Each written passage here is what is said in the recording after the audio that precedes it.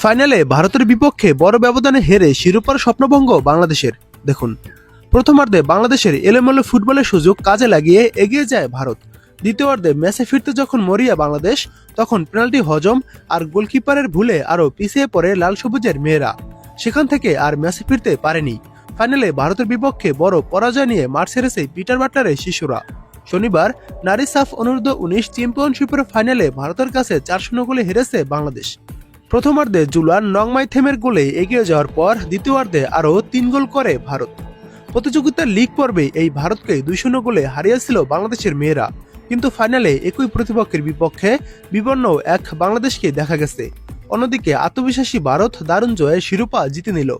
বয়সভিত্তিক পর্যায়ের অনূর্ধ্ব-18, অনূর্ধ্ব-19 এবং অনূর্ধ্ব-20 আগের 6 আসরে বাংলাদেশ চ্যাম্পিয়ন হয়েছে 4 বার, একবার হয়েছে ভারত, এবং 2024 সালে বাংলাদেশ ও ভারত হয় যুগ্মভাবে চ্যাম্পিয়ন।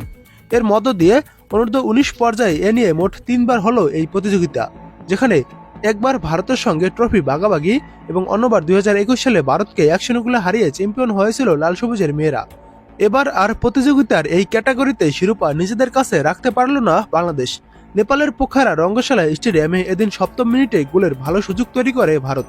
ডান প্রান্ত দিয়ে আক্রমণে উঠে বক্সে ক্রস দেন পার্ল ফার্নান্দেস, তবে গোলমুখের সামনে বল ফিনিশিং টাচ দিতে পারেনি আলবা দেবী সিনজাম।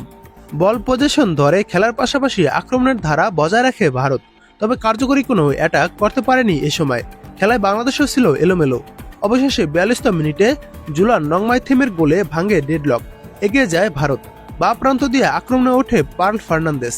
বাংলাদেশের আফরিন আর প্রীতির বাদার মধ্যে মাটিতে পড়ে যান ভারতীয় ফরওয়ার্ড। দৌড়ে এসে বক্সে ক্রস দেন আলবা দেবী, সেখান থেকে বল পান প্রীতিমা বর্মন। বাংলাদেশের 2 ডিফেন্ডার অর্পিতা এবং জয়নাফ বিবি রিতাকে বোকা বানিয়ে প্রীতিকা বল ঠেলে দেন গোলমুখের সামনে থাকা জুলানের সামনে। এরপর ডান পায়ের নিচে শটে সহজেই জাল কাপান ভারতীয় অধিনায়ক। গোল হজমের পরে বাংলাদেশের ডাগ আউটে অসন্তোষ ছিলেন কোচ পিটার বাটলার। মামুনি চাকমার বদলি শান্তি মাডি এবং জয়নাফ বিবি রিতাকে তুলে প্রমিতা মুন্ডাকে মাঠে নামান বাংলাদেশের ব্রিটিশ কোচ পিটার বাটলার। বিরতির পর গোল পরিশোধে মরিয়া হয়ে ওঠে বাংলাদেশ। 51তম মিনিটে সুযোগ পেয়েও যান কৃষ্ণ রানী।